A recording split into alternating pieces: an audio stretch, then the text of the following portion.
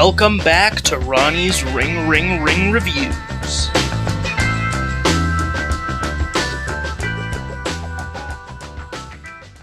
Today I've got some albums because I really need to catch up on some music review, and I have been listening to some new albums. Starting with something that's been a long time coming for me to review, Don't Tap the Glass, the latest Tyler project, which of course I listened to within the first few minutes of dropping, because I'm annoying like that. And I didn't know what to expect. Tyler typically has short and succinct album rollouts, but this one felt a little different. Not only was the last Tyler album only 10 months ago, but it wasn't even clear that this was an album rollout at all. I thought it might be a deluxe for Chromacopia, or just a little EP with like 3 songs or something. But no, out of the blue, a new 28-minute album. So I sat down, listened to it all the way through, and a repeating voice in my head kept cycling through this nagging thought that this doesn't really feel like it needed to be made. It's quite a downgrade in unique personality compared to any of his past projects. This doesn't feel like anything new from Tyler. Almost every moment and lyric is a tiny bit derivative of other Tyler moments we've already experienced. Obviously there's a vintage, crispy, sort of disco-inspired sound, but it just doesn't feel like it came from a whole other world. Tyler every once in a while releases a single as a fun little burst of music outside his album catalog, like That Guy, his Kendrick Lamar remix, or Peach Fuzz or Best Interest. Just a little pocket of the kind of music he's been digging at the moment. Not something that needs too much expanding. Golf boys, the golf boys, and that 12-seater wings looking like a hawk ball. A lot of this album feels like a collection of those type of singles that by themselves would go hard, but packed together feel a little samey, and again, a bit unnecessary. I still do enjoy this album, and most of those criticisms apply to mainly the first chunk of the album. I really struggled getting into this project, but thankfully the latter chunk pulled me back in. Don't tap the glass. The second half of this album is honestly shockingly better than the first in my opinion. Don't Tap That Glass, the title track, despite still not sounding like anything new and having lots of stuff that's a bit too derivative of Chromacopia, is actually exciting. It's not mind-blowing, but it's simply just well-made. The random switch up to focusing on these moments of Madison, McFerrin, and Yeba showcasing some beautiful singing was really what I needed to boost my enthusiasm even further for the album. I'll take care.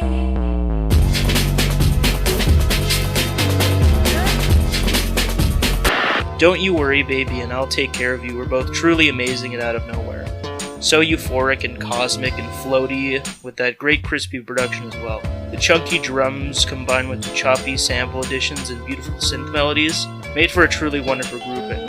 And then to close things off, Tell Me What It Is continues these beautiful melodic sounds and deep red drums to close off the album with a positive feeling. Tell me what it is.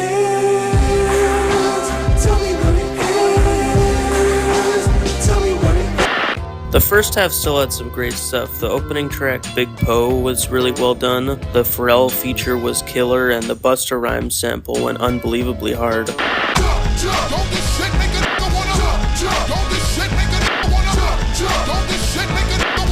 Still, a lot of the middle just kind of melts into a puddle in my head. I'm being a little negative, but I do understand Tyler's motivation behind this project. He clearly sees a lack of connection or enthusiasm or something, and he made this album to get people moving and spreading positivity, and that's great, and I truly am glad that many people are really loving this album.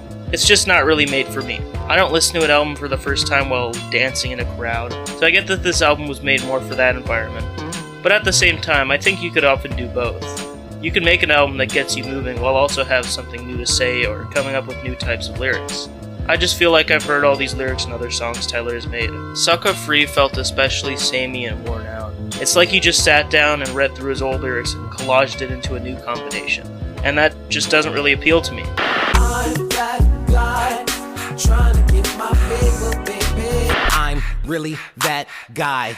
I also surprisingly didn't really love Sugar on My Tongue despite its massive popularity. I don't really like the instrumental during the verses. I like the explosive synth sound on the chorus, but most of the song feels a little repetitive. It just didn't really click with me. Like sugar on my tongue, tongue, tongue.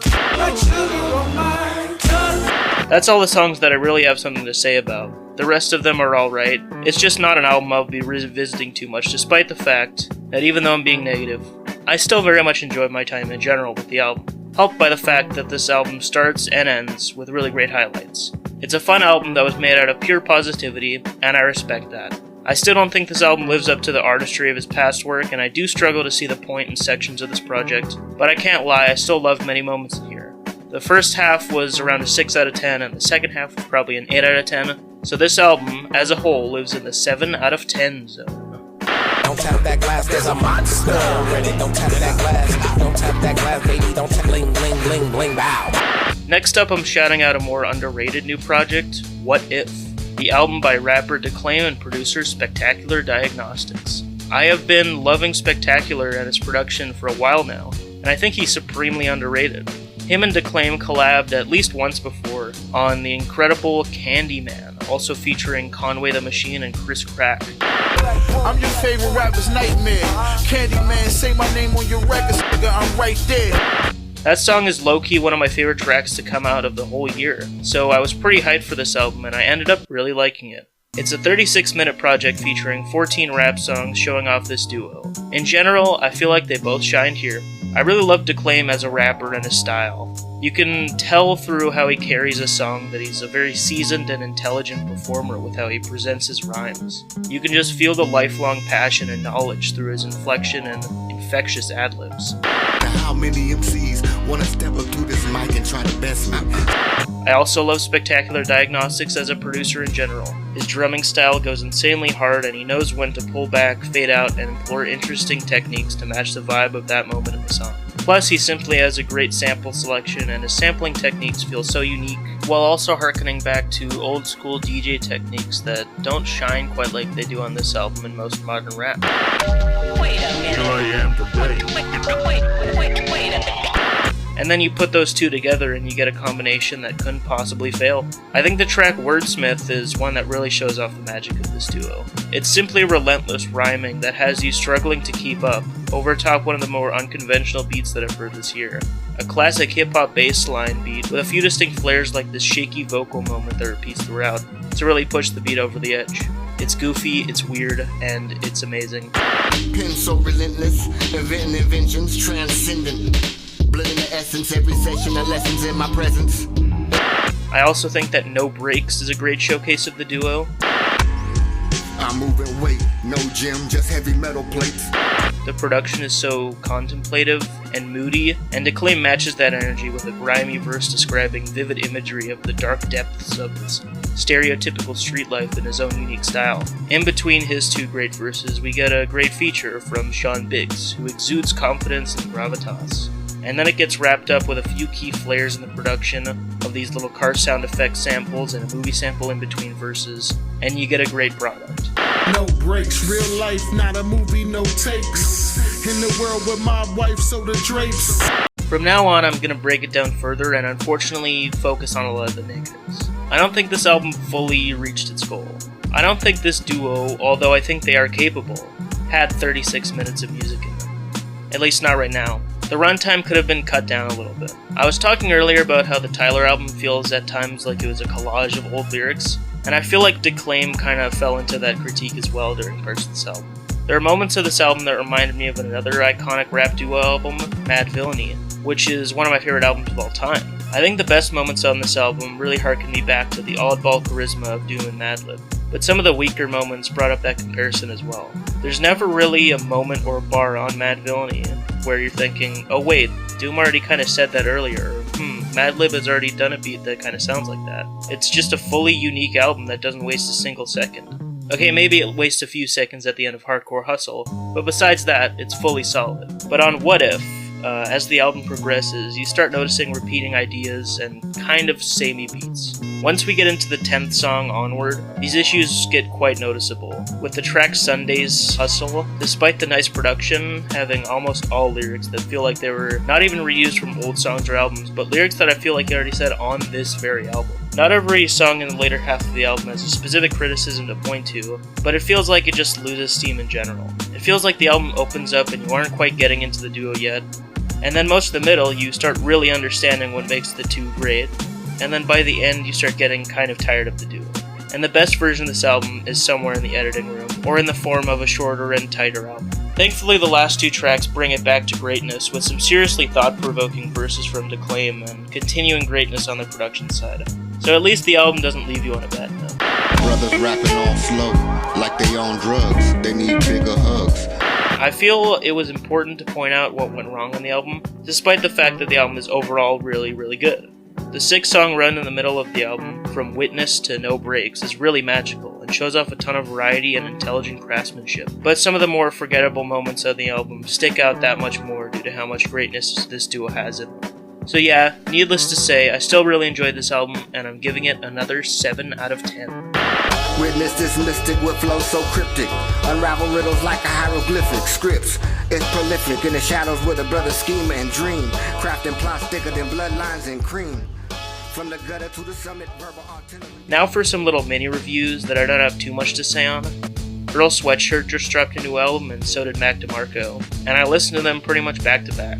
Actually, a ton of new music has been coming out, including a new Deftones album, a new JID album, and a sequel to Ghostface Killah's classic album Supreme Clientele, and more, but I haven't got around to many of those. So let's get into Live, Laugh, Love, Earl Sweatshirt's newest 24-minute LP. I like it a lot. I pretty much enjoyed every single song on the album. I didn't absolutely love every song, but I really enjoyed all of them. The last 2 tracks of this album are especially stellar.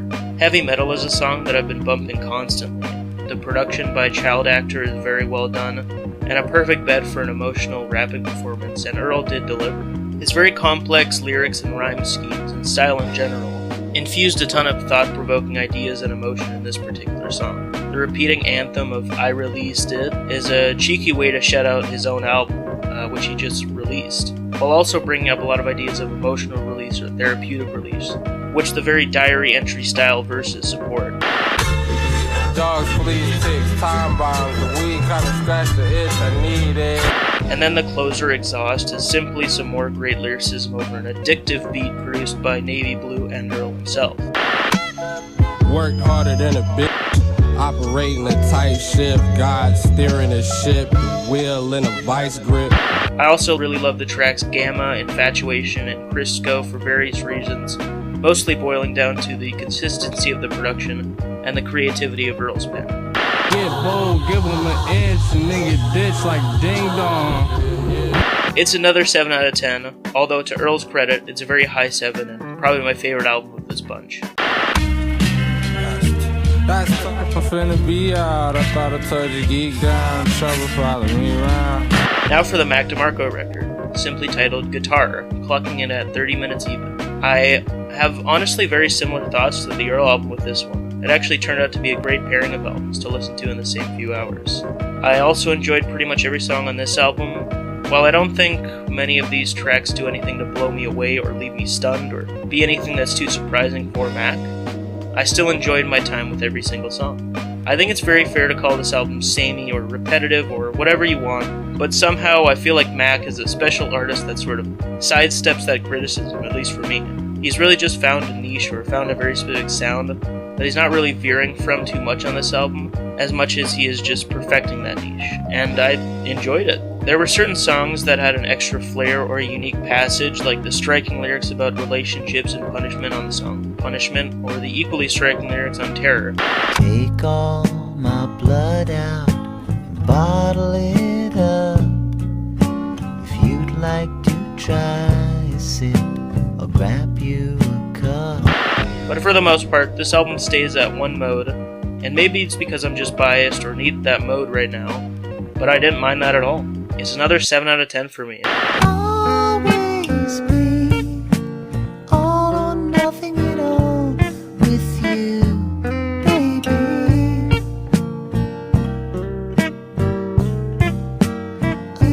I didn't mean to give out a million sevens this episode, but there you have it. In conclusion, I felt like the new Tyler album had the highest highs and maybe the lowest lows, while the new Mac album had the most consistent feelings from me. And the 2 other albums had levels of high and low somewhere in the middle, and they all somehow landed at 7 out of 10. And I recommend all of them, especially if you need some new stuff to listen to and don't want to dive into a 75-minute Ethel Cain album, as much as I am excited to get around to her new project. These are 4 very good and very accessible albums. They all clock in at around half an hour, So if you have a spare 30 minutes, give any one of these a listen. What if? What if?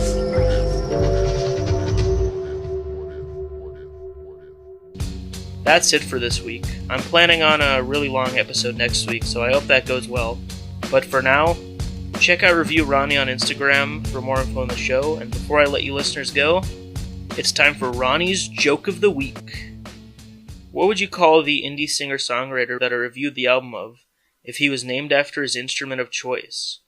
Mac Guitarco. See you next time on Ronny's Rhubarb Reviews. Hey, Ronny. Ronny? Good reviews? Fabulous reviews. This is Ronny. Make it good. Suppose Ronny could have been a reviewer. It's Ronny, all right. Ronny? Reviews. Fabulous reviews. And this is the best review we got.